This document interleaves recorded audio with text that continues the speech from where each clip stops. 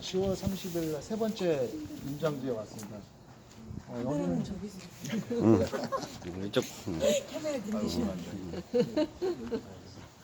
이 문구는 미추홀구. 이제 우리가 아까 침에는 무슨 구에 있었죠? 두 군데? 계양구죠. 미추홀구. 미추홀구 밑에가 무슨 구라 했어요? 연수구. 연수구.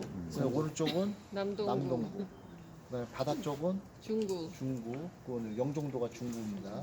그리고 계양구하고 그 바로 밑에 부평구 왼쪽에 큰 거 무슨 구? 서구. 네, 서구. 자, 미추홀구 용용도에 왔는데 여기는 이제 그 다세대 주택인데 주상복합이에요. 주상복합. 근데 왜 주상복합인지 모르겠는데 제가 요거를 저기 이거 네이버인가? 네이버 부동산을 발급을 해왔어요. 주상복합으로 나오죠.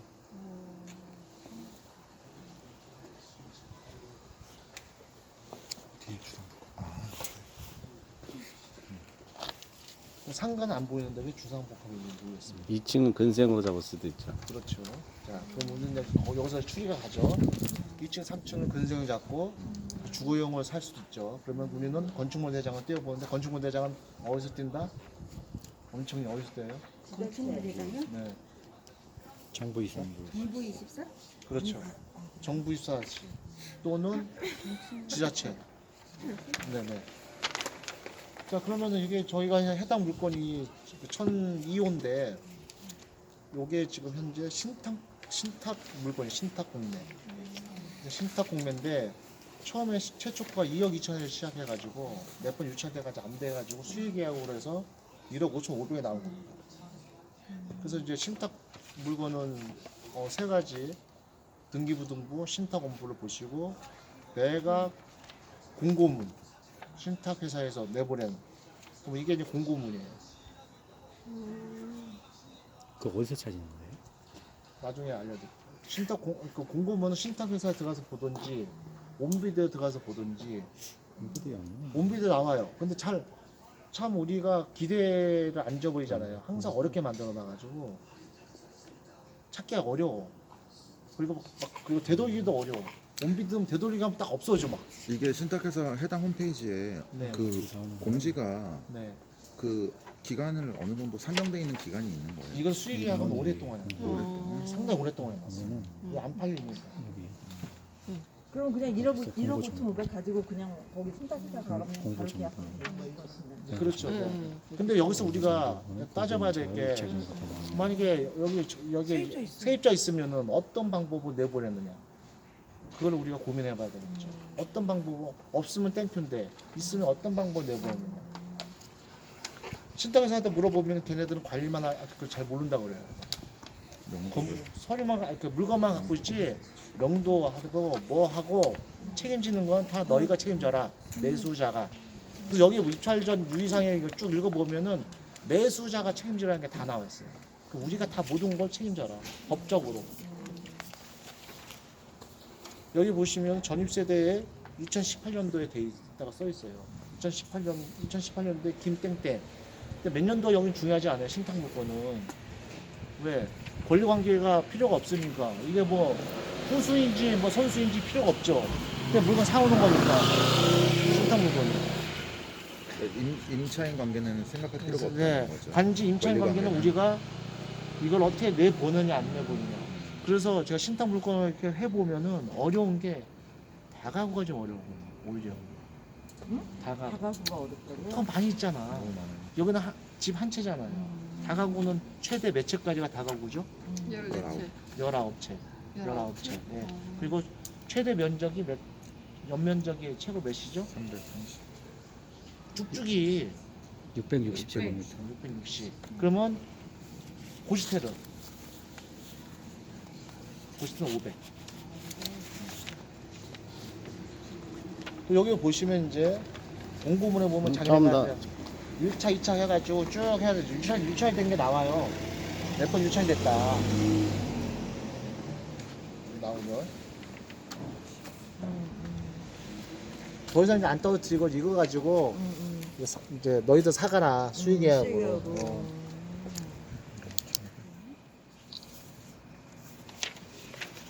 현재 여러분들은 신탁 공모에 대해서 친해지는 거예요, 점점. 그 전에 몰랐죠, 신탁 공모가. 네.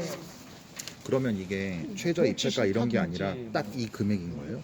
더 안 떨어진다니까. 그러니까 이거 손 들고 사는 그냥 거예요? 이 금액으로 살려면 사고 말려면 말아요. 여러 명이 이게 오게 처분 되면 스탁이에요? 이거요? 만약에 순번대로 들어갈걸요? 왜냐면 여기서 가능성이 조금 있죠. 놈이라도 왜 나오는 한 거예요? 푼이라도 그러면 더 쓴다. 이제 아직 처분 신탁도 아니죠. 걔네가 갖고 있다가 어떤 왜 모습이야? 갖고 있었던 거예요? 갖고 있는 거는 이 우리가 이하는 신탁은 안 두 가지라 떨어진다는 했죠. 얘기아니에요? 담보 신탁 있고 그건 처분 그런데 신탁 여러 있고. 명일 경우는 담보 신탁은 근저당권자가 입장자 수인가? 한테 대출 받기 입장, 위해서 입장. 대출 받는 최저가 과정에서 일반 입찰이니까 개인은 아마 더 쓴 대출률이 사람이 가져갈 작으니까 거예요. 좀 더 많이 최저가 받기 입찰. 위해서 신탁회사를 이 이용해서 그런가 보네. 신탁회사의 여러 명. 그런 신용도를 이용해서 더 많이 여러분 대출을 중에 받고 내가 빼고 1,000원을 줬었다. 소유권은 신탁회사한테 넘기는 거예요. 그게 그 담보 신탁. 담보 신탁. 그런데 그 개인이 이자를 못 내고 돈을 못 갚았을 때 신탁에서 알아서 처리해 주는 그렇죠. 거예요. 네. 그러면 처분 신탁은 그냥 아예 처음부터 맡겨버리는 거예요. 처분 신탁은 내가 이걸 일반 이제 저 처분하려고 하는데 신탁회사에서 좀 팔아줘. 근데 처분해 뭐 달라고. 빚쟁이도 아니고 그냥 네. 아무것도 아닌데 예. 개인이 그냥 처분해달라고 이거를. 예. 그리고 여기 보면 이제 보면은 공- 있지 않을까? 경매나 아끼는 이유가 있지 않을까? 그치 이유가 뭐냐. 경매나 공매 같은 경우는 우리는 일반 경매는 토지 거래하고 우리 상관없잖아요. 근데 신탁회사 거는 입찰 공고만 보면 노란 거 써 있죠. 토지 거래 허가 구역 내에 있으면은 승인을 받아라. 경매가 아니기 때문에. 이 토지가 허가구역인가? 만약에 허가 구역이다 하면은 그러니까 어, 그러면은 지자체에다가 허가를 받아야 예, 된다고요? 예, 그렇죠. 그러니까 경매는 그런 게 상관없잖아. 그렇죠. 토지거래 허가구역이어도 상관없는데 네. 공매는 이걸 미리 받아야 된다고요? 아니 공매에서도 압류 재산은 필요 없죠. 근데 이거는 그냥 이거는 부동산이라고 일반- 보면 되네. 일반 부동산 산다 보시면 돼요. 그러네. 수의계약이면 거의 완전히 그냥 부동산이네. 처분 네. 신탁은 그냥 부동산이네. 그냥 대리해 주는 거네. 중개업자라고 보면 되네 신탁에서가. 네. 차이가 뭐지? 있나요? 근데 중개업자. 이런 것들은 그럼 메리트가 떨어지지 않아요? 싼 것도 나와요. 중개업자랑 차이가 뭐예요? 국민중개사랑 신탁이랑. 걔네들이 그래서 돈을 많이 벌잖아요. 그래서 신탁회사를 많이 만들잖아요. 금융회사에서 자회사로. 뭐 무슨 은행에서도 농협에서도 만들고 신탁회사 뭐 아 신탁회사에서 이건 명의를 갖고 있는 거니까. 네. 일단은. 그러면 부자사님 이게 만약에 그 입찰하는 사람이 여러 명일 시에 네. 이게 그러면 경쟁 입찰이 되는 거예요? 그렇죠. 처음에 경쟁 입찰 나온 거예요. 아. 나왔는데 유찰 되다가 더 이상 이제 더 떠트지 말자 해놓고 수의계약을 돌린 거죠. 근데 만약 1억 5,500인데 여러 명이 왔어요. 네. 그러면 이 계약 관계를 거기서- 안올 것 같은. 거기서- 만약에 오면 오면 거기서 이제 자기네가 추첨하겠죠. 추첨. 추첨. 네, 추첨도 하고. 아, 그냥 그 금액을 정해놓고 이 금액이구나 그러니까 네. 무조건. 더 이상 올리거나 떨어뜨리진 않고 그냥. 자 그러면 그렇게 이제 있는 여기서 우리가 신탁 공매에서 물건을 쭈르륵 내는 뭐 들어오라고 해가지고 거기서 추첨해서 팔기도 매매도 하기도 하고 또 일반 경쟁 입찰로 해가지고 차수별로 해가지고 낙찰자가 나오면 넘기기도 하고 그 대신에 신탁 공매는 우리가 항상 신경 써야 될 게 이 사람들이 과연 여기 세입자가 있을 때 임차인이 있을 때 과연 어떤 방법을 내보내느냐 그게 관건이에요. 그리고 신탁 물건을 항상 볼 때 등기부 등본, 신탁 원부, 공고문 여기 공고문 세 가지를 보셔가지고 여기서 우리가 주의해야 될 사항이 뭔지 그래야겠죠.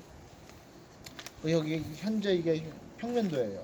평면도 보면은 이 건물이 좀 특이한 게 타워가 보통 주차 타워가 좀 지상으로 돼 있어요. 여기 보시면은 오른쪽 있죠. 여기 주차장 그 타워 있죠. 주차 타워가 좀 위까지 6층까지 돼 있어.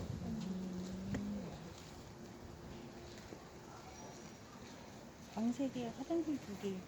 자 그리고 여기 평면도를 보시면은 이게 한 이제 20평 되나 25평? 보다. 한 25평? 방 3개죠 진짜. 네, 방 여덟 3개고 근데 그러면은 코너방이에요. 5호 코너방. 되겠다. 그 정도 5호. 그래서 여기 쭉 보시면 맨 꼭대기 있죠. 응. 맨 꼭대기 층 바로 윗집이에요. 10층짜리. 여기 딱 꺾어져 있죠. 사거리 좋네. 여기는 건물 쭉 올라가다가 20평대 이렇게 딱 10층에서 딱 꺾어져 하는 있어요. 여기서 꺾어져 있죠.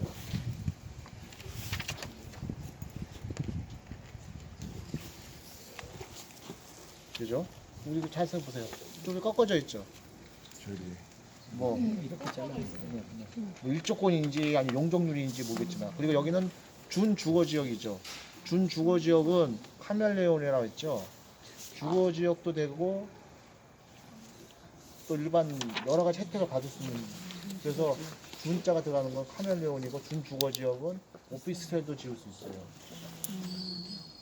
주거 지역 되면서도. 그래서 용적률도 많이 뽑을 수가 있죠. 용적률을 뽑는다는 거는 건폐율은 딱 한정이 되어 있어요. 각 지자체마다 건폐율은 다 픽스야. 용적률은 레인지가 있어요. 그래서 어느 지자체는 좀 더 많이 해주고, 어느 지자체는 용적률 좀 작게 해주고 하는데, 용적률은 결국 높이 위로 뽑는 거예요. 지상으로 공중 높이 쫙 뽑아 올리는 게 용적률이라고 생각하시면 됩니다. 건폐율은 무조건 픽스돼요. 거의 피스입니다. 다 피스입니다. 그래서 취락지구 이런 거. 취락지구도 건폐율은 다 40%죠. 60이. 계획관리 40인데 취락지구 들어가면 60. 자연목지도 60. 자연목지가 20. 자연목지가 20이 계획관리 40. 자, 그리고 여기 이제 간혹 그 신탁 물건은 감정 평가서가 없는 경우도 있고 있는 경우도 있어요. 감정 평가서를 이제 보겠습니다. 나 이걸 제가 뽑아왔는데 이거 여러 군데 찾았어요. 결국 어디서 굴러다니더라고요. 결국 굴러다니는 거 찾아와야 돼요. 자, 그럼 여기서 보십시오. 뭐 이걸 보면은 맥락을 알 수가 있어요. 의뢰인이 새마을금고야. 왜 의뢰를 했겠어요? 근저당이 잡혔을 것이다. 근데 소유자는 김땡땡이야. 근데 현재 교보자다 신탁이야. 여기다가 신탁을 했을 거야. 등기 신탁을 한 거야. 교보자다 신탁에다가. 그리고 김민석이 위탁자예요, 그럼? 아니죠. 그죠. 위탁자죠. 위탁자고 현재 등기는 소유권 어디 돼 있나? 등기 신탁은 교보자산 신탁으로 돼 있는 거죠. 새마을공고는 뭔 관계? 새마을은 돈 빌려준 최초의 근저당거든. 원수익자. 그러면 김민서가 돈 안 갚은 건가? 그렇죠. 원리금 안 받고, 결국에는 처분 신탁이 아니라 저기는 담보 신탁이죠. 신탁이 되는 네, 거예요. 담보 신탁. 그리고 요걸 감정 평가서로 우리끼리 보면은 여기 보면은 12층으로 돼 있어요. 11층까지 돼 있고 옥탑 2층. 옥탑 2층이 돼 있어. 옥탑층까지 이게 되는 거죠. 그 중에서 우리가 10층. 그래서 제가 감정평가서를 보면은 구분 명세표를 항상 보라 했잖아요. 206이면 돼 있어요. 이제 공매에서 이제 이런 게 자꾸 이제 진가가 발휘가 되는 거야. 찾아봐가지고. 공매 이런 소리 잘 안 나오거든. 그럼 우리가 조사를 안 해도 감정평가가 돼 있기 때문에 굴러다니는 거 잘 찾아가지고. 어디서 그런 이거요? 컴퓨터 안에서. 좀 하다가 온비도 안 열심히 써서. 찾다 보면 나올 때가 있어요. 그런 거예요. 원비대에서 찾았대. 네, 그리고 준주거를 써있네. 준주거. 여기. 중국에서. 써있네요. 하여튼 감정평가서를 보면은 모든 정보가 꽤 많이 들어가 있어요. 그래서 우리가 이것만 봐도 거의 상당 부분을 우리가 할 수가 있죠. 그래서 이상의 감정을 할 때, 이 회사에서 감정할 때, 이렇게 그 새마을금고에서 의뢰를 해가지고, 새마을금고에서 돈을 줬겠지, 감정평가 금액을. 아니 온비디 감정 평가서는 있는데 많이 있는데 아니요, 저 거기서 프린트했어요. 그리고 이거는 이제 아까 제가 말씀드린 그 네이버에서 본 거예요. 감정 거기서 그러니까 네이버에서 트위트한 건데 부상복합이고 현재 용적률 459% 뽑은 거예요. 이게 용적률 460%까지 됐나 봐. 그래서 459. 진주가 500%까지. 해당 지역마다 조금 다르니까 레인지가 있으니까 용적률은 항상 지자체한테 확인을 해봐야 돼요.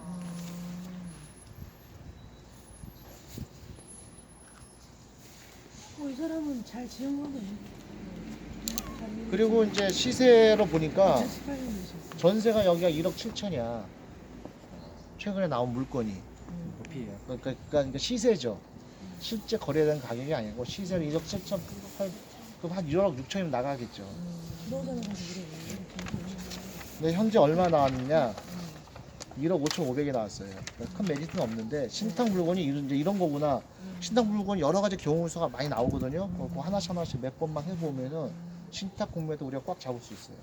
그게 처분인지 담보인지는 까봐야 되겠네. 담보법과 관련돼서. 잘 열어봐야겠죠. 그게 중요해요. 담보 이게 소분인지 담보인지가 중요해요. 왠지 히스토리를 알면 뭔가 마음이 편하잖아. 그냥 왠지 이 사람도 여기 살 수도 있고. 자, 이상으로 여기 세 번째 물건을 왜냐면 끝내도록 하겠습니다. 전입세금 혹시 질문 있으면 질문해 주세요. 이런 거는 아니요, 안 껐습니다 아직. 그러면 이런 거 수의 계약을 했을 때 네, 임차인을 명도를 해야 되는데 네. 이런 부분에 거의 대부분 임차인이 있을 텐데 방법이 따로 있을까요? 내보내는 방법? 그러니까 이제 어려운 그 방법이네. 저기 있죠. 이거는 그러면 그 권리관계 같은 게 등기부 같은 거 보면 알 수가 있고, 그다음에 그 등기 신탁 원부 있죠. 신탁 원부 이상으로 그걸 보고 같이 검토를 해야겠죠. 그리고 또 하나 팁은 그 자산 신탁하고 좀 협의를 할 때 이런 경우에서 계속 협의를 해야겠는데 거의 자산 신탁에서는 없어요. 몰라요. 이 물건이 자산 신탁에서 워낙 많으니까 여러 명 오면 워낙 많은 게 물건이 자기는 그냥 갖고만 있지 자기 몰라요. 그 답변이 거의 그렇게 나오는 거예요. 그러면 이제 이 모험이겠네요. 네. 더 쓰겠다. 그래서 모험이 아니는 거 미리 우리가 조사를 해봐야죠. 실제로 자 그러면 우리 1002호죠. 1002 혹시 한번 볼까요? 저기 우편함 아무것도 없어요. 보고하는 게. 아무것도 없죠. 우편함에 아무것도 없다는 거는 살고 있다. 살고 있다는 게 좀 생각이 들죠. 이게 임차인 관계는 뭐 매각물권 명세서라든가 뭐 이런 공매대상 명세서 이런 게 없잖아요. 뭐 없죠. 그럼 이걸 어떻게 전입세대 열람을 뜬 거예요. 전입세를 하면 네. 근데 이제 전세로 사는지 월세로 사는지 이거 어느 정도의 금액을 갖고 들어왔는지 그런 거는 이제 어떻게 하느냐? 2018년도에 전입이 돼 있어요. 그 2018년도에 국토부 실거래가 시스템을 한번 봐보세요. 국토부 실거래가 거기 들어가 보면은 뭐 오피스텔, 빌라, 아파트 그런 거 다 기입을 근데 말씀하신 것처럼 전입세대 열람을 보면 이 사람이 월세인지 전세인지는 알 수는 없잖아요. 없어. 그렇죠. 그러면 그걸 갖다가 직접 들어야 돼. 역으로 해서 이제 그 국토부 실거래가 보면은 여기 이 사람이 전입세대가 온 날짜 한두 달 전후로 해서 들어가 보시 해당 실거래가 층이 나와요. 몇 층. 그 몇 층이다 뭐 그거 추론을 해야죠. 10층이 추론이다 그러면 확률이 높겠죠. 이게 전세인지 월세인지. 그 금액도 나오니까. 옛날부터 살면은 그 실거래 신고가 안 돼 있을 수도 안될 있죠. 수도 있을 그렇죠. 것 같아서 네. 어렵네. 이건 확인하는 방법이 많지는 않아요. 이런 거가 좀 전혀 들어가 봐야죠.